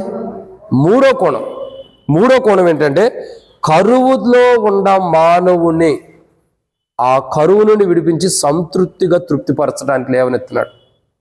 నీరు లేని గుంట కరువులో ఉన్న మానవుడు, కరువులో పడిపోయిన మానవుడు ఏం చేస్తున్నాడు? ఆ కరువులో నుండి లేవనెత్తి సమృద్ధి అయినటువంటి భోజనాన్ని పెడుతున్నాడు, సమృద్ధి అయిన ఆహారాన్ని ఇస్తున్నాడు. చూడండి, ఒకప్పుడు మనం ఆత్మీయంగా ఎంత కరువులో ఉన్నాం చెప్పండి. ఒకప్పుడు ఎంత కరువు, మరి అదే దప్పికతో ఉన్నాం, నీరు లేని గుంటలో పడిపోయి ఉన్నాం. ఒకప్పుడు ఆత్మీయ కరువు అది. అంటే ఎట్లా ఉన్నాం? కొన ఊపిరితో ఉన్నాం. చచ్చిపోతే నరకానికి వెళ్తామో పరలోకానికి వెళ్తామో తెలియని స్థితి. అనుకోవటం అయితే పరలోకానికి వెళ్తాం అనుకుంటాం, కానీ దేవుడి నిర్ణయాలు వేరుకుంటాయి. ఇప్పుడు అర్థమైపోతుంది మనం ఎక్కడికి వెళ్తామో, ఎట్లా ఉంటే ఆడికి వెళ్తామో, ఎట్లా ఉండకపోతే ఆడికి వెళ్తామో కూడా అన్నీ తెచ్చిపోతున్నాయి. ఒకప్పుడు కరువు ఉంది. ఆ కరువులో ఉండవారిని లేవనెత్తి సమృద్ధైన ఆహారం వారికి ఇవ్వటం కొరకు ఉపవాస ప్రార్థన చేస్తున్నాడు. యేసు ప్రభువు ఆ రోజు చేసిన ఉపవాస ప్రార్థన ఈ రోజు మేము ఇక్కడికి రావడం కారణం. మీరందరూ ఆత్మీయ కరువులు ఉండాలని కాదు నేను అంటుంది. ఈరోజు మేమే కదా అనేక మంది సేవకులు ఆయా సంఘాలకు రావడానికి కారణం ఏంటి తెలుసా? ఆత్మీయ కరువులో ఉన్నవారిని, ఆత్మీయ దప్పికతో ఉన్నవారిని తిరిగి వారి ఆకలి తీర్చి వారి దప్పిక తీర్చడం కొరకు ఆయన ఏం చేస్తున్నాడు? ఉపవాస ప్రార్థన చేస్తున్నాడు. అందుకే ఒక మాట అంటాడు, నేనిచ్చు నీళ్లు తాగువాడు మరెన్నటికీ అది ఆ నీళ్ళు ఇచ్చాడు. ఇప్పుడు ఏ నీళ్లు తాగుతున్నాం మనం? మన పితరులు అరణ్యంలో బండ చేర్చబడి బండలో నుండి వచ్చి నీళ్లు తాగారు. ఆ బండ క్రీస్తే. ఇప్పుడు ఆ నీళ్ళే ప్రతిరోజు మనం తాగుతున్నాం. ఆ నీళ్ళే ప్రతిరోజు మనం తాగుతున్నాం, ప్రతి సమయంలో తాగుతున్నాం. వ్యక్తిగతమైన ప్రార్థన జీవితంలో ఉన్నప్పుడు, బైబిల్ చదువుకున్నప్పుడు తాగుతున్నాం, కుటుంబ ప్రార్థన ఉన్నప్పుడు తాగుతున్నాం. ఇంకా ఈరోజు నేను కుటుంబ ప్రార్థన చేసుకోవాలా, లేకపోవటం లేట్ అయిపోయింది, రాత్రి బాగా లేట్ అయింది కదా, అలసిపోయా. లేచేసరికి మా పెద్ద పాప వెళ్ళిపోతుంది. ఇక నేను రెడీ అయ్యేదానికి టైం అయిపోయింది. ఇప్పుడు వెళ్ళిన తర్వాతనే కుటుంబ ప్రార్థన చేసుకోవాలి. కాబట్టి ఏమవుతుంది? వ్యక్తిగతమైన ప్రార్థన ద్వారా, వాక్యం చదువుకోవడం ద్వారా, కుటుంబ ప్రార్థన ద్వారా, కుటుంబ వాక్యం ద్వారా, కుటుంబ ప్రార్థన యొక్క వాక్యం ద్వారా, ఇంకా సంఘ ప్రార్థన వాక్యం ద్వారా, బైబిల్ స్టడీ వాక్యం ద్వారా, ఉపవాస ప్రార్థన వాక్యం ద్వారా, ఆరాధన వర్తమానం ద్వారా, టేబుల్ వర్తమానం ద్వారా, ఎన్నెన్ని స్పెషల్ మీటింగుల ద్వారా, ప్రత్యేకమైన మీటింగుల ద్వారా, ఇప్పుడు క్రిస్మస్ మీటింగుల ద్వారా ఎంత వాటర్ ద్వారా దేవుడు మనల్ని సమృద్ధిగా నింపుతున్నాడు. ఎన్ని వాటర్ ఇలా వీళ్ళు ఎక్కడున్నారు? ఇంత వాటర్ మనం తాగుతున్నా ఎక్కడికి వెళ్తుందా వాటర్ అంతా? ఒక ఆయన అన్నాడంట, ఏమనంటే, తాగుతున్నావయ్యా నువ్వు దేవుని బిడ్డ, నువ్వు ఎందుకు తాగుతున్నావు అంటే, తాగుడేముంది, తాగి టాయిలెట్ పోస్తే వెళ్ళిపోయేది. తాగుడుదేముంది, ముందు తాగి టాయిలెట్ పోస్తే వెళ్ళిపోయేదంట. ఎంత సులువుగా తీసేసుకున్నావు చూడండి. మద్యం సేవించడం హానికరం అని ప్రభుత్వాలే చెబుతాయి, అవునా? మద్యం మొత్తంలో ఉండేవాడు మద్యాన్ని విడిపించుకుని దేవుని ఏమంటే నడవాలన్నది దేవుని వాక్యం చెబుతుంది. రాత్రి కూడా మనం సాక్ష్యం విన్నాం కదా, కాలేబు అన్నది. పాప అన్న వచ్చాడు, అన్న సాక్ష్యం చెబుతానంటే చెప్పాను అన్న 10 నిమిషాలు అన్న, నాలాగా ఆ గంటన్నర 2 గంటలు చేయలేదు కానీ 10 నిమిషాలకి ముగిచ్చాడు కుడియాడంగా. చెప్పాడు ఏమని, నేను పెద్ద తాగుబోతుని, ఎట్ట పడిపోయి ఉంటాడో తనకే తెలియదంట, అటువంటి తాగుబోతు. మరి మారాడు, తన కుమార్తె చనిపోయిన స్థితిలో ఉన్నామని, చచ్చిపోయిందన్న అనుకున్నామని కూడా బ్రతికించుకున్నాడు. మరి ఇంకా చూడండి, మరి ఎటువంటి జీవితం. ఒక వ్యక్తి అన్నాడంట, ఏమని, ఏముందలే తాగితే టాయిలెట్ పోతే వెళ్ళిపోయిద్దంట. ఇదే నా జీవితం అంటే, ఇదే నా క్రైస్తవ జీవితం అంటే. మరి ఇంకా ఇప్పుడు ప్రభుని నమ్మటానికి దేనికి? అన్నీ కలిగి ఉండేటప్పుడు, లోకానుసారమే ఉన్న వాటిని అన్ని ఆశలు కోరికని కలిగి ఉండాలనుకున్నప్పుడు ఇంకా ప్రభుని నమ్మటం దేనికి? చాలామంది కొన్ని అజ్ఞానమైన ఆలోచనలు ఉండటం ద్వారా ప్రభు ఇచ్చే దప్పికొనని నీళ్ళని తాగలేకపోతున్నారు. ప్రభు ఇచ్చే దప్పికొననేటువంటి నీళ్ళని త్రాగలేని వారు ఉంటారు. మన పితృలు తాగారు, 40 సంవత్సరాలు సంతోషంగా ఉంటారు.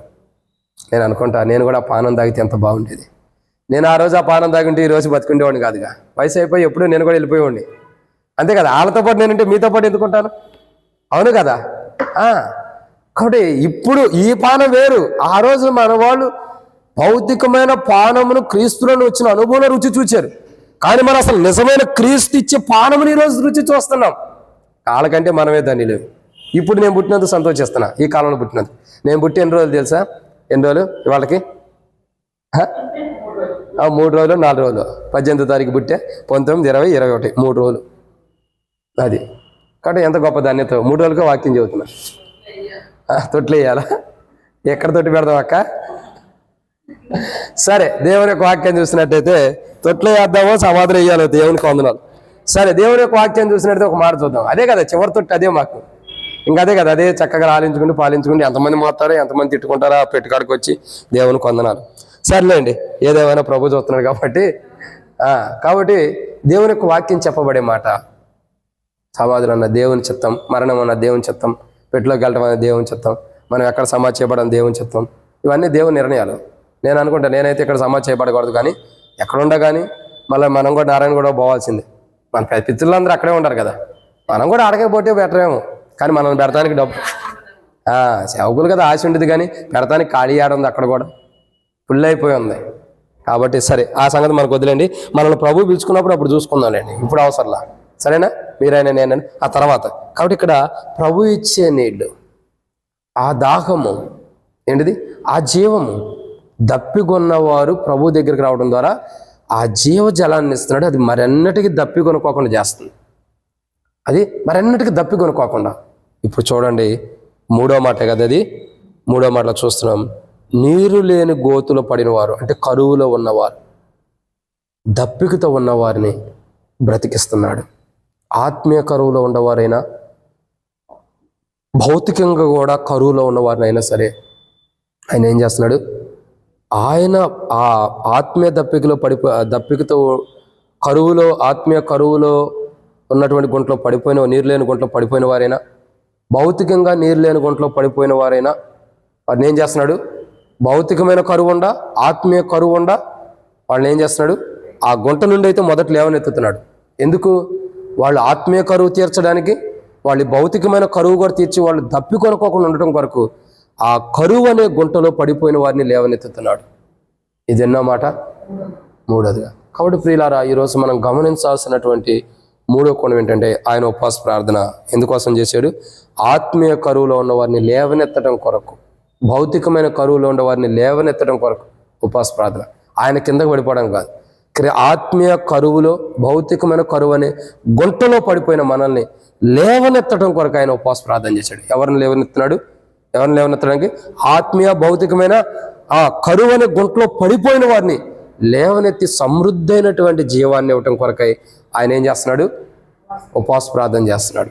మనం ఆత్మీయంగా పడిపోయిన, ఆత్మీయ కరువుండ, భౌతికమైన కరువుండ ఆ పడిపోయిన గుంటలో నుండి లేవనెత్తడం కొరకు ఆయన ఉపవాస ప్రార్థన చేశాడు. ఇప్పుడు లేపబడ్డే ఉన్నాం మనం. ఇదన్నమాట 3. 4వ విషయాన్ని చూద్దాం. 4వ మాట జకర్యా గ్రంథం 9వ అధ్యాయం 11వ వచనం. మరియు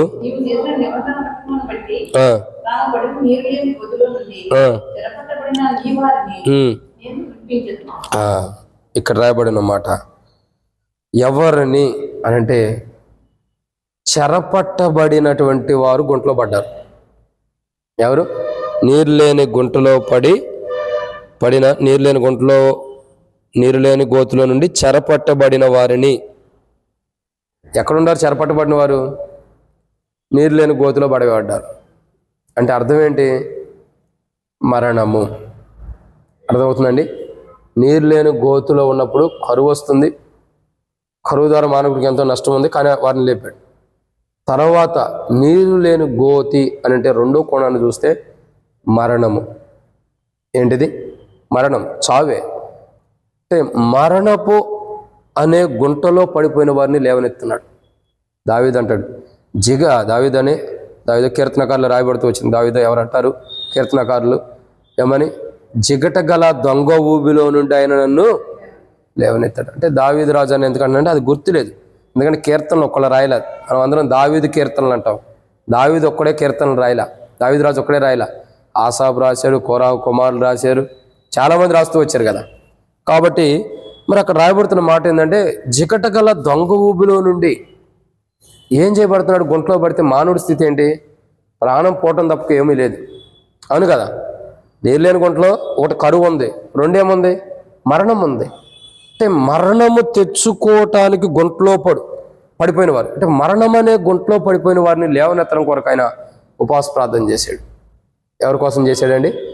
మరణం అనే గుంటలో పడిపోయిన వారిని లేవనెత్తడానికి. ఈరోజు నీవు నేను మన స్థితిగతులు ఎలా ఉండే తెలుసా? మరణం అనే గుంటలో పడిపోయిన స్థితిలో ఉన్న మనల్ని లేవనెత్తడం కొరకు ఆయన ఉపవాస ప్రార్థన చేశాడు. నిజంగా ఎంత విచిత్రం చూడండి. మన స్థితిగతులు చూడగా, మన పరిస్థితులు చూడగా మరణం అనే గుంటలో మనం పడిపోయి ఉన్నాం. ఆ గుంటలో నుంచి ఏమంటున్నాడు?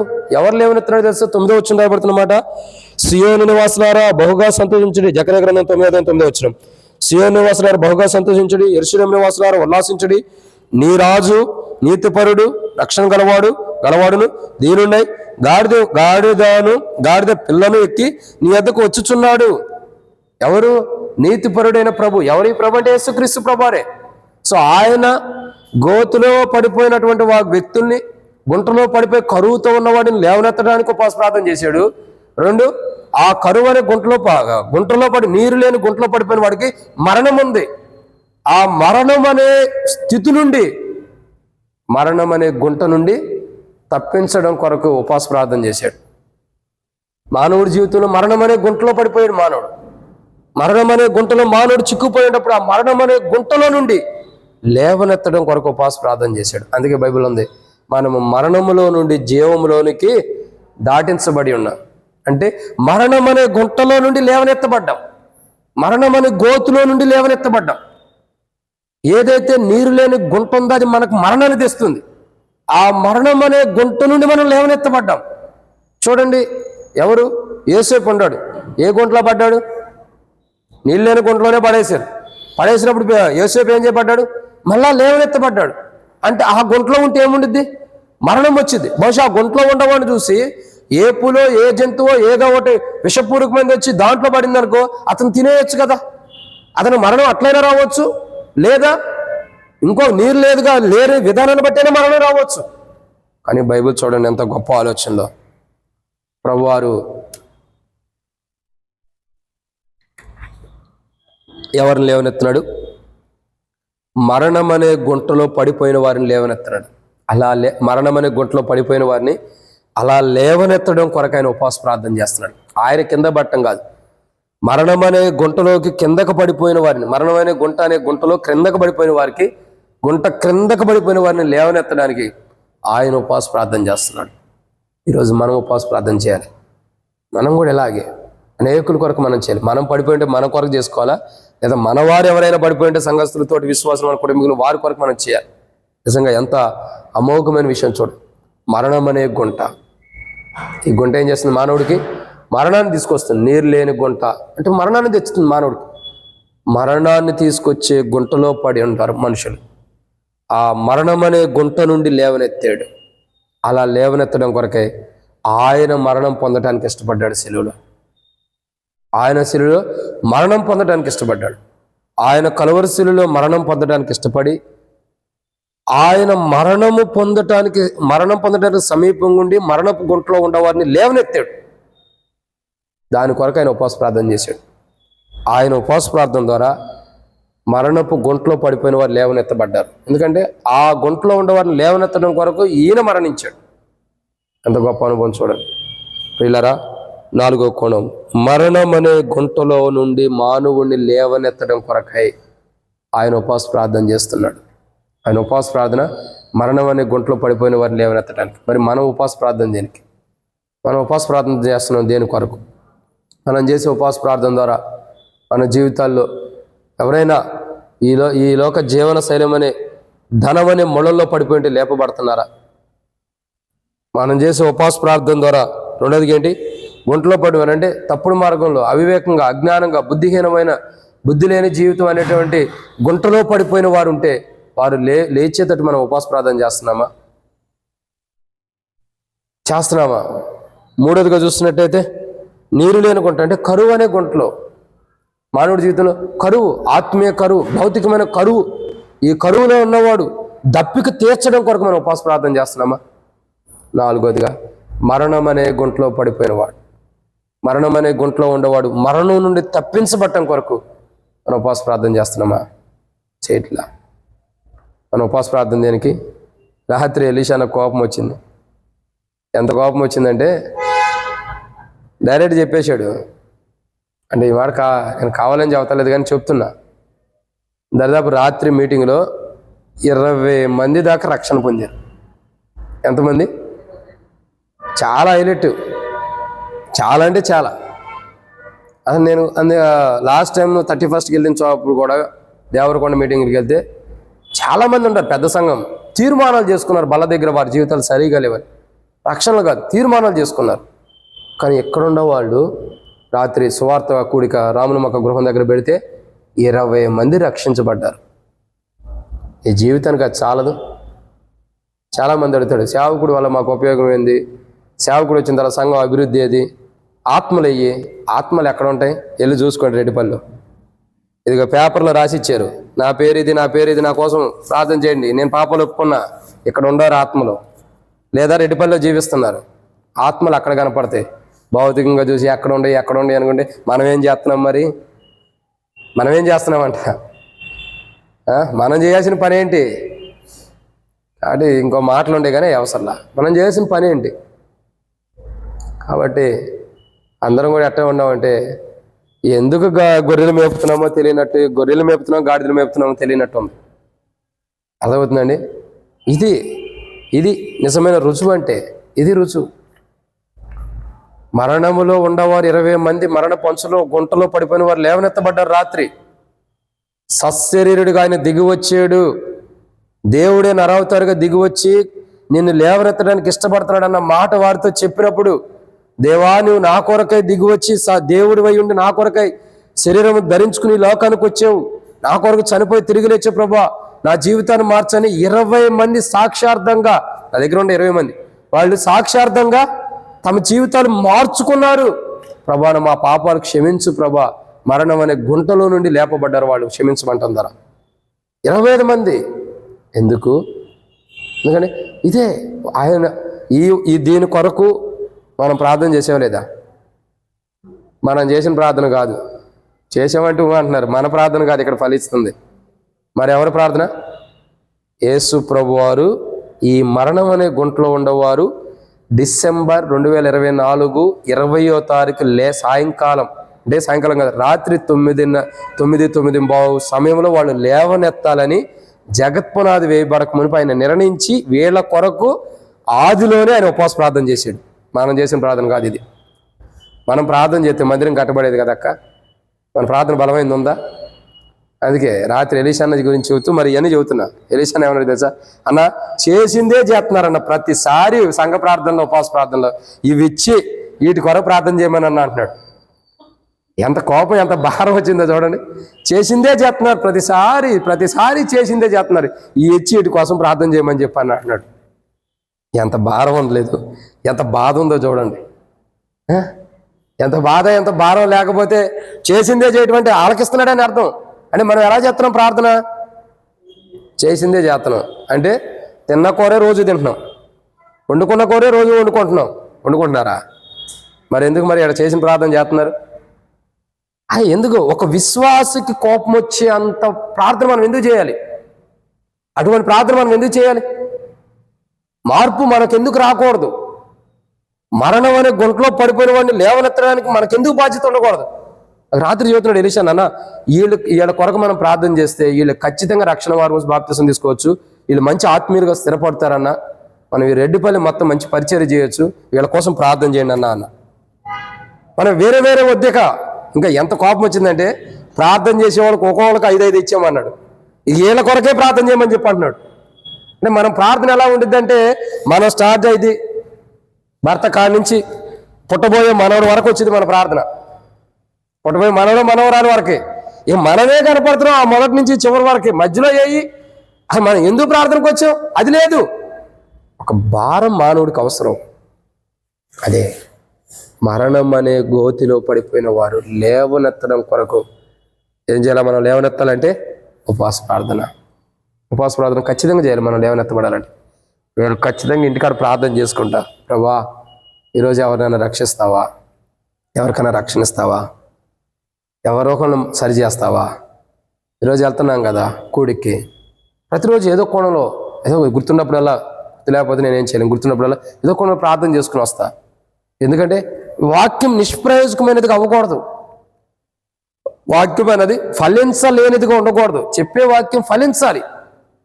ఇక్కడ ప్రార్థన ఇంటికాడే చేసుకుంటావు. ప్రభా ఎట్టగొడు నువ్వు మాట్లాడితే అద్భుతం జరిగింది. అందుకే దేవుడు అద్భుతాలు చేసేది వాక్య విషయంలో. రీడా చెప్పబడే 4వ మాట ఏంటంటే, ఇది కూడా గంట అయిపోయినట్టు ఉంది, వాక్యం త్వరగా ముగిద్దాం కాబట్టి చెప్పబడే 4వ మాట ఏంటంటే, మరణం అనే గోతులో ఉండవారిని ఆ మరణం అనే గోతు నుండి లేపటం కొరకు ఆయన ఉపవాస ప్రార్థన చేశాడు కాబట్టి మరణం అనే గోతులో నుండి వారిని, మరణ పంచుల్లో ఉన్నాం, పాపంలో వచ్చి చేత మరణం తెచ్చుకునే గోతులో మనం ఉన్నప్పుడు, గోతులో కాదు మరణం అనే గోతులో పడిపోయి ఉన్నప్పుడు మనకు చెయ్యి ఇచ్చి నీళ్ళలో మునిగిపోతున్న పేతుర్ని పైకి లేవనెత్తినట్టు దేవుడు మనల్ని లేవనెత్తాడు మరణం అనే గోతులను. అట్లా ఇంకా అనేక మందిని లేవనెత్తడానికి ఆయన ఉపవాస ప్రార్థన చేశాడు. ఆయన చేసిన ఉపవాస ప్రార్థన ఫలించాలంటే మనం కూడా ఉపవాస ప్రార్థన చేయాలి. అది మనం అలా ఉండాలా, మనం కూడా గోతుల నుంచి లేపబట్టం కొరకు ప్రార్థించుకోవాలా, ఇంకా అనేకులు లేపబట్టం కొరకు కూడా ప్రార్థన చేయాలి. ఇదన్నమాట 4. ఇక 5వ విషయాన్ని చూద్దారండి. లూకాసు సువార్త 8వ అధ్యాయం 14వ వచనం. లూకాసు సువార్త 8వ అధ్యాయం 14వ వచనం.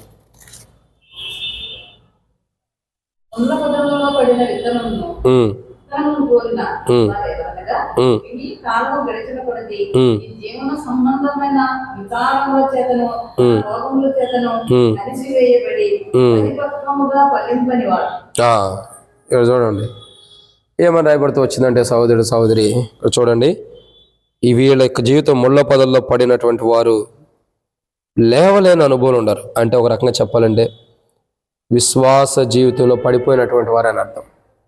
ఎలాంటి వారు? ఒక కోణంలో చూస్తే విశ్వాస జీవితంలో, ఇంకా చెప్పాలంటే విశ్వాస జీవితంలో ఫలించలేనటువంటి వారు. ఎక్కడ ఉండారు వీళ్ళు? పడిపోయారు, కింద పడిపోయారు. విశ్వాస జీవితంలో ఫలించలేకుండా కింద పడిపోయిన వారు కూడా ఉంటారు. దీనికి ఒక మాట చెప్పి నేను ముగిస్తా ప్రభుచితమైతే. యోహాను సువార్త 15వ అధ్యాయంలో ఏముందంటే, నాలో ఫలింపని ప్రతి తీగను తీసివేస్తానన్నాడు. ఏనండి నేను చెబుతున్నాను, నాలో ఫలింపని తీగను తీసివేస్తానంటున్నాడు. ఒకవేళ నాలో ఫలించేదే మరి అధికంగా ఫలించాలని ఇష్టపడుతున్నాడు. ఒకవేళ మనం పక్కనుండా ఆయనలో ఫలించే అనుభవం ఉండాలంటే మనల్ని ఏం చేస్తాడు? అంటుకడతాడు. మళ్ళా అంటుకట్టడం అంటే అర్థం ఏంటి? మరలా తిరిగి దాని పూర్వవైభవం పూర్వజీవం రావటం కొరకు, పూర్వజీవం అన్నది మళ్ళీ తిరిగి రావటం కొరకు. ఈరోజు మనం గమనించాల్సిన 5వ కోణం ఏంటంటే, విశ్వాస జీవితంలో ఫలించలేని వారు గుంటలో పడిపోయి ఉన్నారు. విశ్వాస జీవితంలో ఫలించలేని గుంటలో మానవుడు పడిపోయి ఉన్నాడు. ఆ గుంట నుండి లేవనెత్తడానికి ఆయన ఉపవాస ప్రార్థన చేశాడు. ఎందుకు చేశాడండి? విశ్వాసం అనే జీవితములో నుండి ఫలించలేనటువంటి గుంటలో పడిపోయారు. విశ్వాసులు ఏమయ్యారు? ఫలించలేనటువంటి గుంటలో. అంటే ఫలించే గుంట ఉందనే కాదు, ఫలించలేనటువంటి గుంటలో పడిపోతే ఏమైతే ఫలించడానికి ఉపయోగం లేదు. సో మానవుడు విశ్వాస జీవితంలో ఫలించలేని స్థితిలో పడిపోయి ఉన్నప్పుడు ఆ విశ్వాస జీవితంలో పడిపోయిన మానవుని లేపి ఫలింపజేసేటట్టు చేస్తున్నాడు. దాని కొరకు ఆయన ఉపవాస ప్రార్థన చేశాడు. విశ్వాస జీవితంలో ఫలించలేనటువంటి వారు, విశ్వాస జీవితంలో పడిపోయారు ఫలించుకోకుండా. కొంటానే కాదు, విశ్వాస జీవితం ఏమయ్యారు? ఫలించుకోకుండా పడిపోయారంట చాలామంది. విశ్వాస జీవితంలో ఫలించలేకుండా పడిపోయిన వారిని తిరిగి లేవనెత్తి వారిని మరలా ఫలింపజేయడం కొరకు ఆయన ఉపవాస ప్రార్థన చేశారు. ఇది ఎవరో సంబంధించిన మాట?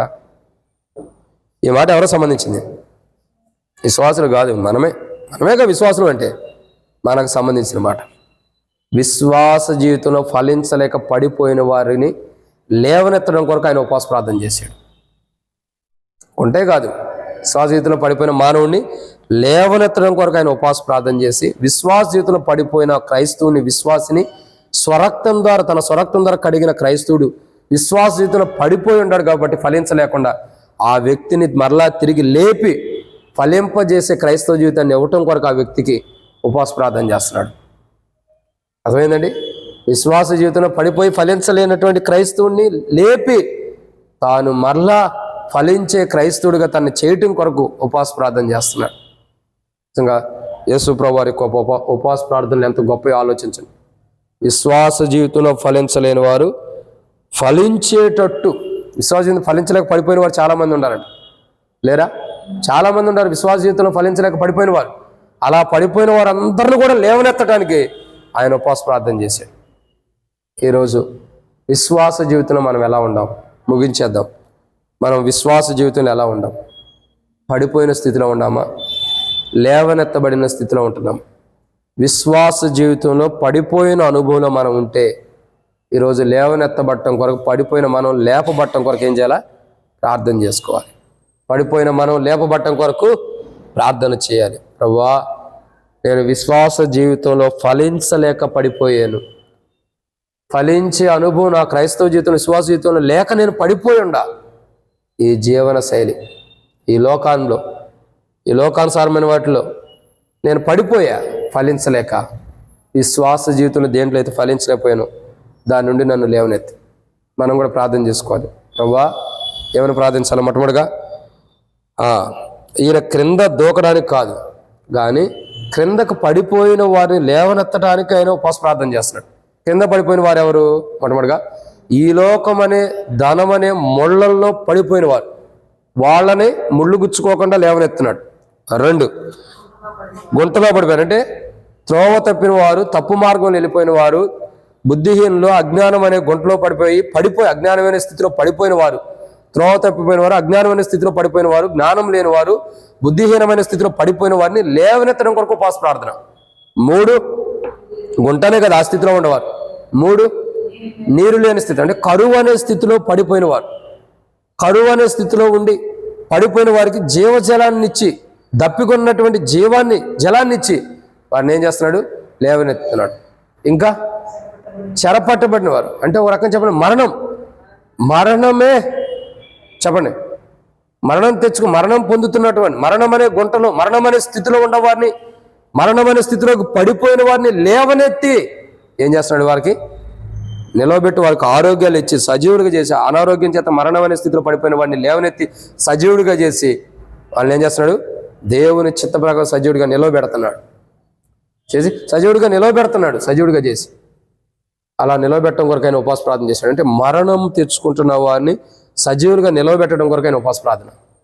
ఇక 5వ మాట, విశ్వాస జీవితంలో ఫలించలేక పడిపోయిన వారిని లేవనెత్తడం కొరకు ఉపవాస ప్రార్థన చేశాడు.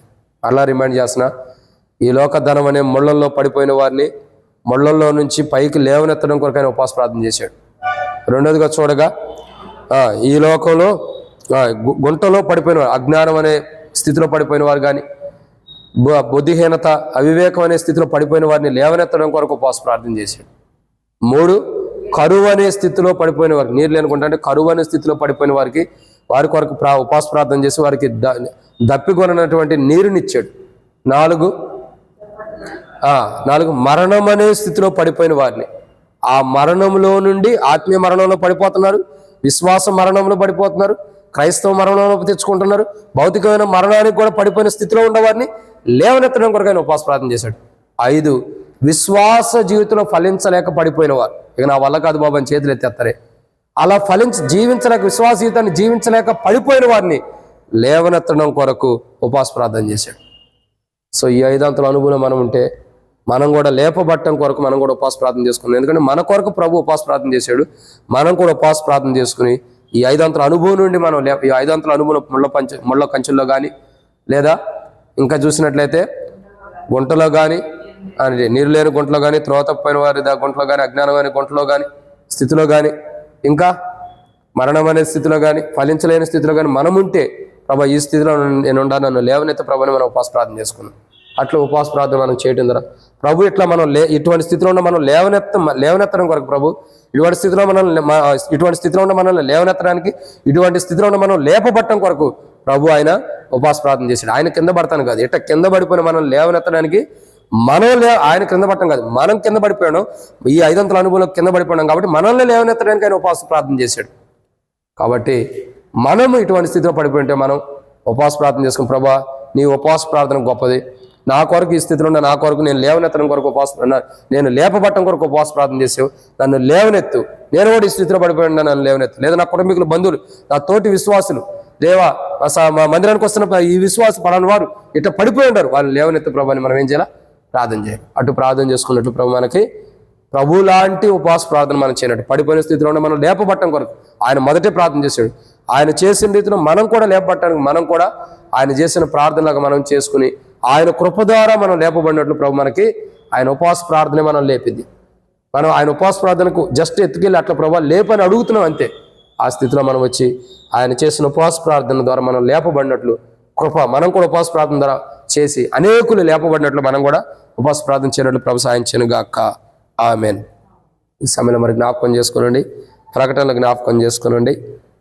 మరి అందరూ కూడా ప్రకటనలు జ్ఞాపకం చేసుకోండి. ప్రకటనలో తెలియపరిచిన తర్వాత ప్రకటనలో చెప్పబడిన రీతిలో ప్రార్థన చేయండి అందరూ కూడా.